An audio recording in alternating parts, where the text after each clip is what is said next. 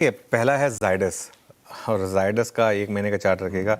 लगातार हमारा favourite pharma stock रहा है। हमने इसको एक बार चार्ट जीपीटी में लिया था, एक बार बिग स्टॉक्स में लिया था और आपने देखा होगा, मतलब आई थिंक फार्मा स्टॉक भी इस तरीके से चल सकता है। एक बढ़िया ग्रुप, अहमदाबाद बेस्ड कंपनी, शानदार आउट परफॉर्मेंस। और आई थिंक मुझे एक्चुअली याद भी नहीं हमने किस प्राइस पे लास्ट इसको डिस्कस किया था, लेकिन 1 महीने का मूव देख लीजिए और कहीं भी अगर आपने लिया तो पैसा बना होगा इसमें, ठीक है। बायबैक का प्राइस बढ़ाया है इन्होंने, ये एक मैनेजमेंट का कॉन्फिडेंस है। देखिए अब 1150 से बढ़ाकर 1260 किया, हालांकि साइज सेम रखा है तो नंबर ऑफ शेयर शायद कम बायबैक करेंगे, लेकिन जो भी है 1260 कर दिया बायबैक प्राइस। एक और पॉजिटिव खबर है इनके लिए, इनकी एक सब्सिडरी है, इसकी नई दवा जो ये काफ़ी इंपॉर्टेंट दवा है और इसको यूएसएफडीए से मंजूरी मिल रही है।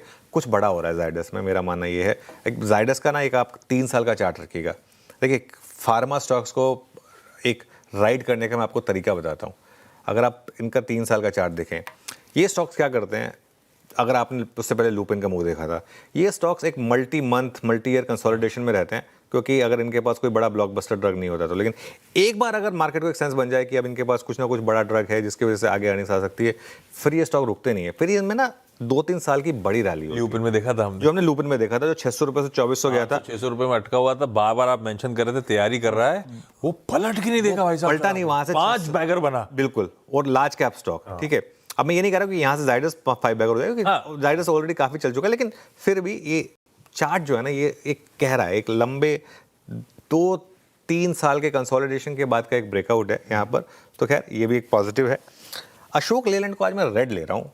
हालांकि अशोक लेलैंड में कई बार क्या होता है, गैप डाउन के बाद रिकवरी आती है, लेकिन मेरा मानना यह है कि एक तो मुझे नंबर थोड़े फीके लगे और एक मुझे एक सेंस बन रही है, क्योंकि शेयर काफ़ी महंगा है और अगर आप देखें तो 15% के मार्जिन एकदम फ्लैट थे, मुनाफा 12% बढ़ा, आय 18% बढ़ी। लेकिन जो मैनेजमेंट कह रही है ना, एक सेंस बन रही है मुझे कि हम सीवी साइकिल के शायद एक रिवर्सल के कगार पर खड़े हो। एक 3 साल का चार्ट रखिएगा अशोक लेलैंड का। 3 साल में अगर आप देखें और पिछले कुछ समय में आप देखें, स्पेशली अशोक लेलैंड में एक मैसिव मूव आया, डबल से ज़्यादा हुआ है स्टॉक। ये स्टॉक्स जो है ना, ये साइकिल के हिसाब से काम करते हैं। अगर साइकिल रिवर्स हो रही है तो यहाँ से अब आपका बहुत ज़्यादा पैसा नहीं बनेगा अशोक लेलैंड में। स्टॉक काफ़ी महंगा है। पिछले क्वार्टर चल गया था स्टॉक जबकि महंगा था, क्योंकि पिछले क्वार्टर के नंबर्स इतने तोड़ फोड़ थे, लेकिन इस बार के नंबर्स और मैनेजमेंट की कमेंट्री जो है ना, वो थोड़ी सी फीकी है, ठीक है। अब आइए पीजी इलेक्ट्रोप्लास पे। अच्छा, पीजी इलेक्ट्रोप्लास के साथ क्या इशू है, नंबर्स बहुत ख़राब है, बहुत ज़्यादा। लेकिन मेरा मानना ये है, पीजी का भी अगर आप 1 साल का चार्ट रख दीजिए ज़रा एक बार, मेरा मानना ये है कि पीजी के केस में अगर बहुत बड़ा गैप डाउन हो, ये देखिए ये स्टॉक ऑलमोस्ट लो पर है, मल्टी ईयर लो पर है। ऑलरेडी कंपनी वार्न कर चुकी थी, अपनी गाइडेंस 2 बार कट कर चुकी थी। मेरा मानना यह है कि आज गैप डाउन में सब कुछ प्राइस में आ जाएगा। आज के गैप डाउन वो पहली 2 लाइनें रख दीजिएगा, बस बाकी छोड़ दीजिए, क्योंकि यहाँ से जो रिस्क रिवॉर्ड है ना, वो शॉर्ट साइड पर नहीं है। स्पेशली अगर आज गैप डाउन हो जाए तो, आज अगर और नीचे खुले, अब देखिए इवेंचुअली मार्केट है, कुछ भी हो सकता है, लेकिन एक अच्छी कंपनी जो एक सिक्लिकल खराब फेज से जा रही है, उसमें मुझे नहीं लगता कि अब यहाँ से बहुत ज़्यादा डाउन साइड है। स्पेशली अगर आज एक बड़ा गैप डाउन हो जाए यहाँ पर, तो इसके लिए मैं इसको शॉर्ट करने से एक अवॉइड करने का एक व्यू रखूँगा।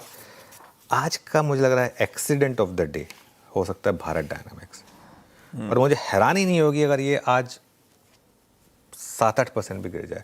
हालांकि ऑलरेडी गिरा है वेडनेसडे को स्टॉक, लेकिन नतीजों के बाद ये मार्केटर्स में आए थे क्या नंबर? नहीं, बाद में आए ना, कल के नंबर कल। हाँ, तो ये मुझे लग रहा है कि थोड़ा सा ना ब्रोकरेज ने भी डाउनग्रेड किया है।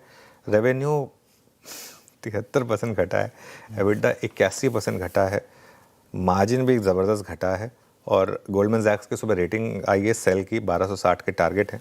एग्जीक्यूशन को लेकर चिंता है, और देखिए एक चीज़ बताऊँ मैं आपको, ये एग्जीक्यूशन को लेकर चिंता जो है ना, ये सरकारी डिफेंस कंपनियों में है, और यही कारण है कि सरकार थोड़ा सा प्राइवेट कंपनियों की तरफ भी ज़्यादा वो हो रही है।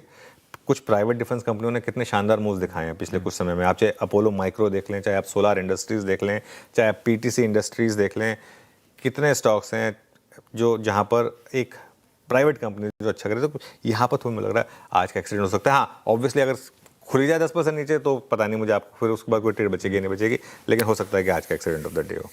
ये आज के